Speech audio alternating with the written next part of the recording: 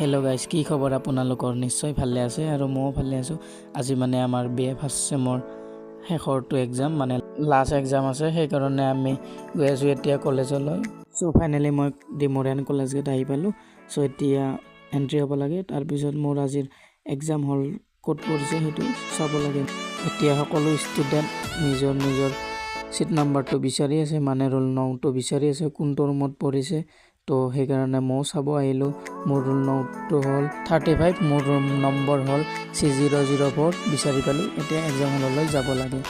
এতিয়া সকলোৱে নিজৰ নিজৰ ছিট নাম্বাৰ মতে বহিছে, ময়ো বহিছোঁ। এতিয়া এক্সামটো দিলোঁ, তাৰপিছত আপোনালোক লগ পাম।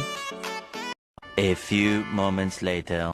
এক্সাম দিয়া হৈ গ'ল আৰু এক্সাম নাই। এইটোৱে আছিল লাষ্ট এক্সাম, সেইকাৰণে মনটো বহুত ভাল লাগিছে আৰু ইয়াৰ হাইছা এক্সাম শেষ হোৱাৰ বাবে। তো এইটোৱে আছিল মোৰ সৰুকৈ মিনি ব্লগ। যদি চাই ভাল পালে লাইক এণ্ড কমেণ্ট এটা কৰি দিয়ক।